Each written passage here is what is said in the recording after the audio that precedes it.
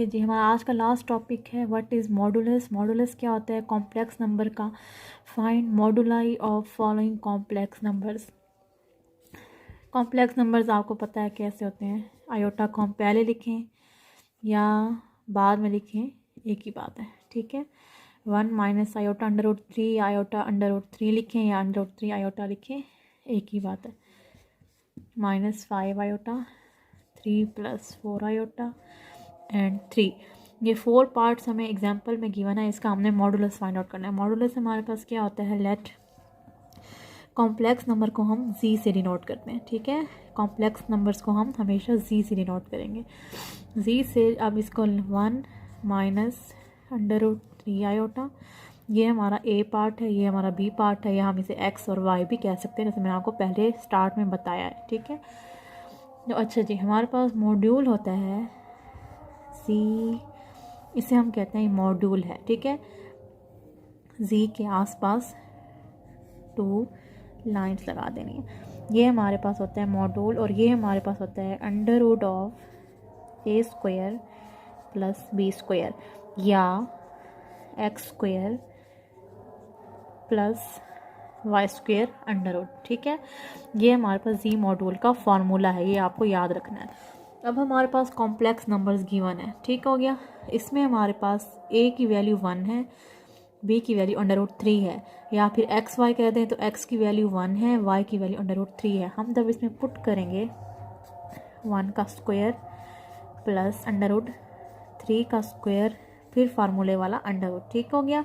ए का square minus B का square, तो ये -3 अंडर रूट प्लस फार्मूले वाला, बी की वैल्यू क्या है? माइनस अंडर रूट 3 है हमारे पास।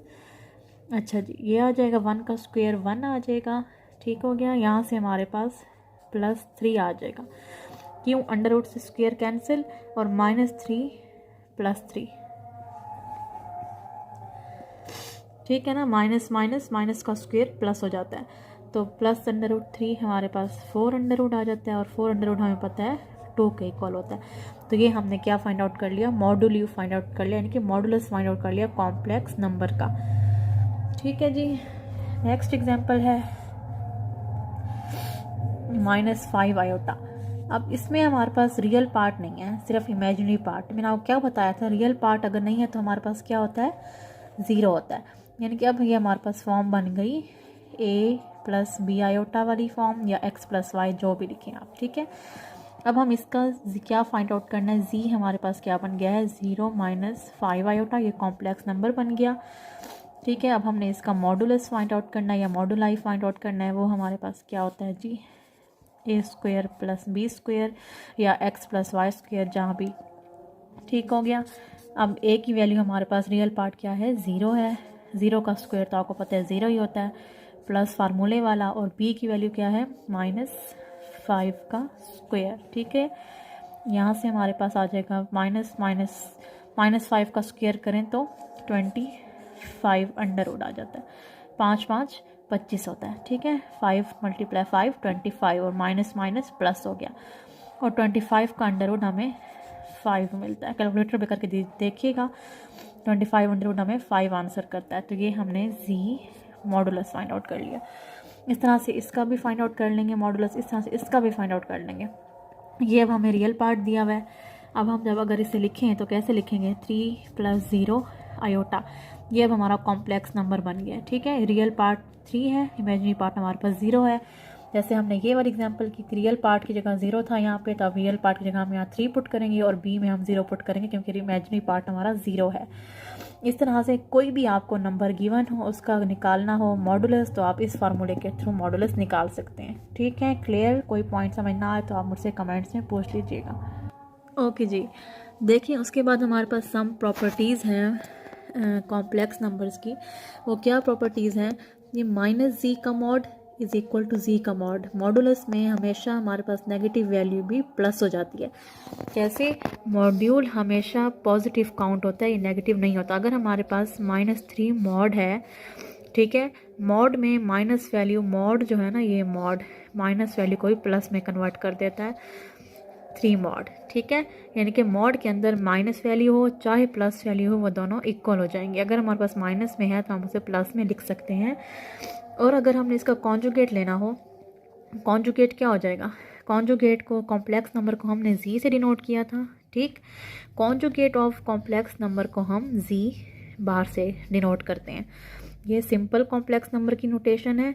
कॉन्जुगेट ऑफ कॉम्प्लेक्स नंबर्स को हम जी बार से डिनोट करते हैं। इस तरह से हमें प्रॉपर्टीज़ में यही बताया हुआ है कि माइनस जी का mod is equal to z mod और कॉन्जुगेट का मॉड माइनस जी कॉन्जुगेट के मॉड के इक्वल होता है। यानी कि चाहे माइनस का लें चाहे पॉजिटिव लें, ये सारी वैल्यूज़ हमारे पास सेम आएंगी। ठीक हो गया। उसके बाद सेकंड है जी जी कॉन्जुगेट, फिर उसका कॉन्जुगेट हमारे पास वापस जी के इक्वल होता है। कैसे देखें, जी कॉन्जुगेट अगर हम लें 3 - 2 आयोटा, ये कॉम्प्लेक्स नंबर है, इसका अगर हम कॉन्जुगेट निकालेंगे तो क्या बनेगा, 3 माइनस की वैल्यू प्लस में कन्वर्ट हो जाएगी, +2 आयोटा। अब इसका दोबारा कॉन्जुगेट लें, जी कॉन्जुगेट का फिर कॉन्जुगेट लेना है, तो ये हमारे पास वापस क्या आ जाएगा, 3 - 2 आयोटा हो जाएगा ना, प्लस साइन फिर माइनस में आ जाएगा, और ये हमारे पास क्या है, जी है। ठीक, तो ये प्रॉपर्टी, ये वाली प्रॉपर्टी है।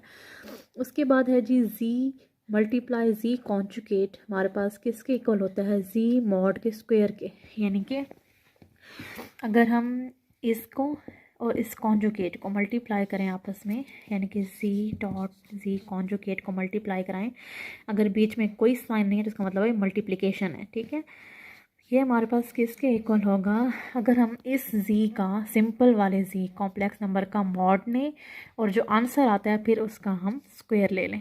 ठीक है, तो ये दोनों वैल्यूज़ हमारे पास इक्वल आंसर करती हैं। उसके बाद ये प्रॉपर्टी है z1 + z2 का होल कॉन्जुगेट। पहले हमने z1 + z2 निकालना है, उसका जो आंसर आएगा उसका कॉन्जुगेट लेना है, तो वो हमारे पास किसके इक्वल हो जाएगा, z1 कॉन्जुगेट + z2 कॉन्जुगेट। ठीक है, इसका कॉन्जुगेट निकालेंगे फिर प्लस इसका कॉन्जुगेट निकालेंगे, तो इन दोनों की हमारे पास जो आंसर आएगा वो इक्वल आंसर होगा। इस तरह से है जी z1 / z2। ठीक है, इसका होल कॉन्जुगेट हमारे पास किसके इक्वल हो जाएगा, z1 कॉन्जुगेट और z2 कॉन्जुगेट। पहले हमने डिवाइड वाली z1 / z2 आंसर निकालना है, उसको कॉन्जुगेट लेना, तो ये हमारे पास इसके, आपने इसकी सिर्फ प्रॉपर्टीज़ याद करनी है। ठीक है, MCQs के लिए क्या पता ये MCQs में आ जाए कि ये वाला पार्ट किसके इक्वल है, लेकिन अगर प्रूफ करने के लिए भी आ जाए तो आप लोग कर सकते हैं, कोई डिफ़िकल्ट नहीं है इसमें। जस्ट वही ऑपरेशन है, प्लस वाले माइनस वाले प्रोडक्ट वाले जो मैं आपको करा चुकी हूँ। इसके बाद लास्ट प्रॉपर्टी है हमारे पास z1 × z2 का मॉड हमारे पास इक्वल होगा z1 मॉड के z2 मॉड के। ठीक है, z1 z2 इन दोनों का प्रोडक्ट फाइंड आउट करके पहले हम इनर पार्ट का प्रोडक्ट निकालेंगे, फिर उसका जब मॉड्यूल लेंगे, मॉड्यूल क्या था मैंने आपको पिछले अभी करवाया है पीछे, ये किसके इक्वल हो जाएगा, अलग अलग मॉड्यूल के। ठीक हो गया, ये हमारे पास सम प्रॉपर्टीज़ थी मॉडुलस की, ये आपने जस्ट याद करनी है। अगर प्रूफ के लिए भी आ जाए तो आप लोग कर सकते हैं, कोई डिफ़िकल्ट काम नहीं है, जस्ट आपको ऑपरेशंस आने चाहिए, प्लस को कैसे सॉल्व करते हैं, मल्टीप्लाई कैसे करते हैं, मॉड्यूल कैसे फाइंड आउट करते हैं। क्लियर, ये आज का हमारा लास्ट टॉपिक था। Thank you. ओके जी, हमारा आज का लास्ट टॉपिक है व्हाट इज़ मॉडुलस। मॉडुलस क्या होता है, कॉम्प्लेक्स नंबर का find moduli of following complex numbers. Complex numbers आपको पता है कैसे होते हैं, आयोटा को हम पहले लिखें या बाद में लिखें, एक ही बात है। ठीक है, 1 - आयोटा √3 आयोटा √3 लिखें या √3 आयोटा लिखें, एक ही बात है। -5 आयोटा, 3 + 4 आयोटा एंड 3, ये 4 पार्ट्स हमें एग्जाम्पल में गिवन है, इसका हमने मॉडुलस फाइंड आउट करना है। मॉडुलस हमारे पास क्या होता है, लेट कॉम्प्लेक्स नंबर को हम जी से डिनोट करते हैं। ठीक है, कॉम्प्लेक्स नंबर्स को हम हमेशा जी से डिनोट करेंगे, जी से। अब इसको 1 - √3 आयोटा, ये हमारा ए पार्ट है, ये हमारा बी पार्ट है, या हम इसे एक्स और वाई भी कह सकते हैं, जैसे मैंने आपको पहले स्टार्ट में बताया है। ठीक है, तो अच्छा जी, हमारे पास मॉड्यूल होता है जी, इसे हम कहते हैं मॉड्यूल है। ठीक है, जी के आसपास 2 लाइंस लगा देनी है, ये हमारे पास होता है मॉड्यूल, और ये हमारे पास होता है √(a² + b² या x² + y²√। ठीक है, ये हमारे पास जी मॉड्यूल का फॉर्मूला है, ये आपको याद रखना है। अब हमारे पास कॉम्प्लेक्स नंबर्स गिवन है, ठीक हो गया। इसमें हमारे पास a की वैल्यू 1 है, b की वैल्यू √3 है, या फिर x y कह दें तो x की वैल्यू 1 है, y की वैल्यू √3 है। हम जब इसमें पुट करेंगे 1 का स्क्वायर प्लस √3 का स्क्वायर, फिर फार्मूले वाला √, ठीक हो गया। a का स्क्वायर माइनस b का स्क्वायर, तो ये -3 प्लस फार्मूले वाला, b की वैल्यू क्या है -√3 है हमारे पास। अच्छा जी, ये आ जाएगा 1 का स्क्वायर 1 आ जाएगा, ठीक हो गया। यहाँ से हमारे पास +3 आ जाएगा, क्यों √ से स्क्वायर कैंसिल और -3 +3, ठीक है ना। माइनस माइनस माइनस का स्क्वायर प्लस हो जाता है, तो +√3 हमारे पास 4 आ जाता है, और 4 हमें पता है 2 के इक्वल होता है। तो ये हमने क्या फाइंड आउट कर लिया, मॉड्यूल फाइंड आउट कर लिया, यानी कि मॉडुलस फाइंड आउट कर लिया कॉम्प्लेक्स नंबर का, ठीक है जी। नेक्स्ट एग्जांपल है -5 आयोटा। अब इसमें हमारे पास रियल पार्ट नहीं है, सिर्फ इमेजिनरी पार्ट। मैंने आपको क्या बताया था, रियल पार्ट अगर नहीं है तो हमारे पास क्या होता है, 0 होता है। यानी कि अब ये हमारे पास फॉर्म बन गई a + b आयोटा वाली फॉर्म, या x + y, जो भी लिखें आप, ठीक है। अब हम इसका क्या फाइंड आउट करना है, z हमारे पास क्या बन गया है 0 - 5 आयोटा, ये कॉम्प्लेक्स नंबर बन गया, ठीक है। अब हमने इसका मॉडुलस फाइंड आउट करना है या मॉडुलाई फाइंड आउट करना है, वो हमारे पास क्या होता है जी, a² + b² या x + y², जहाँ भी, ठीक हो गया। अब a की वैल्यू हमारे पास रियल पार्ट क्या है 0 है, 0 का स्क्वायर तो आपको पता है 0 ही होता है, प्लस फार्मूले वाला, और b की वैल्यू क्या है -5 का स्क्वायर, ठीक है। यहाँ से हमारे पास आ जाएगा -5 का स्क्वायर करें तो 25 √ आ जाता है, 5 5 25 होता है, ठीक है। 5 × 5 25, और माइनस माइनस प्लस हो गया, और 25 का √ हमें 5 मिलता है। कैलकुलेटर पे करके देखिएगा, 25 √ हमें 5 आंसर करता है। तो ये हमने z मॉडुलस फाइंड आउट कर लिया। इस तरह से इसका भी फाइंड आउट कर लेंगे मॉडुलस, इस तरह से इसका भी फाइंड आउट कर लेंगे। ये अब हमें रियल पार्ट दिया हुआ है। अब हम जब अगर इसे लिखें तो कैसे लिखेंगे, 3 + 0 आयोटा, ये अब हमारा कॉम्प्लेक्स नंबर बन गया, ठीक है। रियल पार्ट 3 है, इमेजिनरी पार्ट हमारे पास 0 है। जैसे हमने ये वाली एग्जांपल की, रियल पार्ट की जगह 0 था यहाँ पे, तो अब रियल पार्ट की जगह हम यहाँ 3 पुट करेंगे, और b में हम 0 पुट करेंगे, क्योंकि इमेजिनरी पार्ट हमारा 0 है। इस तरह से कोई भी आपको नंबर गिवन हो, उसका निकालना हो मॉडुलस, तो आप इस फार्मूले के थ्रू मॉडुलस निकाल सकते हैं, ठीक है। क्लियर, कोई पॉइंट समझ ना आए तो आप मुझसे कमेंट्स में पूछ लीजिएगा। ओके जी, देखिए उसके बाद हमारे पास सम प्रॉपर्टीज़ हैं कॉम्प्लेक्स नंबर्स की। वो क्या प्रॉपर्टीज़ हैं, ये -z का मॉड = z का मॉड। मॉडुलस में हमेशा हमारे पास नेगेटिव वैल्यू भी प्लस हो जाती है। कैसे, मॉड्यूल हमेशा पॉजिटिव काउंट होता है, ये नेगेटिव नहीं होता। अगर हमारे पास -3 मॉड है, ठीक है, मॉड में माइनस वैल्यू, मॉड जो है ना, ये मॉड माइनस वैल्यू को भी प्लस में कन्वर्ट कर देता है, 3 मॉड, ठीक है। यानी कि मॉड के अंदर माइनस वैल्यू हो चाहे प्लस वैल्यू हो, वो दोनों इक्वल हो जाएंगे। अगर हमारे पास माइनस में है तो हम उसे प्लस में लिख सकते हैं, और अगर हमने इसका कॉन्जुगेट लेना हो, कॉन्जुगेट क्या हो जाएगा, कॉन्जुगेट को, कॉम्प्लेक्स नंबर को हमने z से डिनोट किया था, ठीक। कॉन्जुगेट ऑफ कॉम्प्लेक्स नंबर को हम z बार से डिनोट करते हैं। ये सिंपल कॉम्प्लेक्स नंबर की नोटेशन है। कॉन्जुगेट ऑफ कॉम्प्लेक्स नंबर्स को हम z बार से डिनोट करते हैं। इस तरह से हमें प्रॉपर्टीज़ में यही बताया हुआ है कि -z का मॉड = z मॉड, और कॉन्जुगेट का मॉड -z कॉन्जुगेट के मॉड के इक्वल होता है। यानी कि चाहे माइनस का लें चाहे पॉजिटिव लें, सारी वैल्यूज़ हमारे पास सेम आएंगी, ठीक हो गया। उसके बाद सेकंड है जी z कॉन्जुगेट, फिर उसका कॉन्जुगेट हमारे पास वापस z के इक्वल होता है। कैसे, देखें, z कॉन्जुगेट अगर हम लें 3 - 2 आयोटा, ये कॉम्प्लेक्स नंबर है, इसका अगर हम कॉन्जुगेट निकालेंगे तो क्या बन जाएगा, 3 माइनस की वैल्यू प्लस में कन्वर्ट हो जाएगी, +2 आयोटा। अब इसका दोबारा कॉन्जुगेट लें, z कॉन्जुगेट का फिर कॉन्जुगेट लेना है, तो ये हमारे पास वापस क्या आ जाएगा, 3 - 2 आयोटा हो जाएगा ना, प्लस साइन फिर माइनस में आ जाएगा, और ये हमारे पास क्या है, z है, ठीक।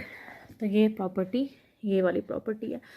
उसके बाद है जी z × z कॉन्जुगेट, हमारे पास किसके इक्वल होता है, z मॉड के स्क्वायर के। यानी कि अगर हम इसको और इस कॉन्जुगेट को मल्टीप्लाई करें आपस में, यानी कि z डॉट z कॉन्जुगेट को मल्टीप्लाई कराएं।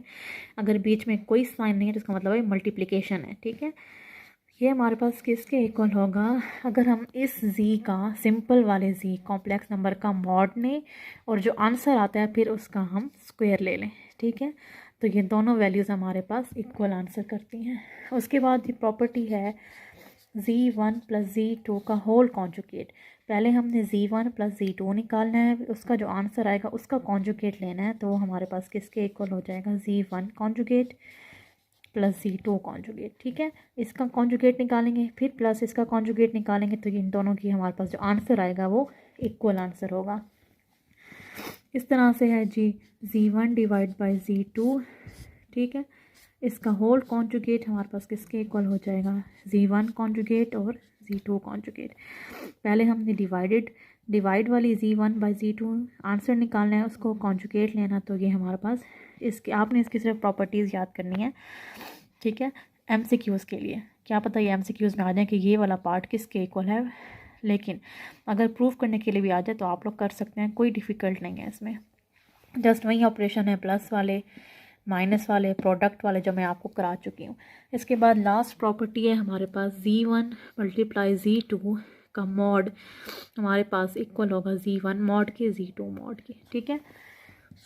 z1 z2 इन दोनों का प्रोडक्ट फाइंड आउट करके पहले हम इनर पार्ट का प्रोडक्ट निकालेंगे, फिर इसका जब मॉड्यूल लेंगे, मॉड्यूल क्या था मैंने आपको पिछले अभी करवाया है पीछे, ये किसके इक्वल हो जाएगा, अलग अलग मॉड्यूल के, ठीक हो गया। ये हमारे पास सम प्रॉपर्टीज़ थी मॉडुलस की, ये आपने जस्ट याद करनी है। अगर प्रूफ के लिए भी आ जाए तो आप लोग कर सकते हैं, कोई डिफ़िकल्ट काम नहीं है। जस्ट आपको ऑपरेशंस आने चाहिए, प्लस को कैसे सॉल्व करते हैं, मल्टीप्लाई कैसे करते हैं, मॉड्यूल कैसे फाइंड आउट करते हैं।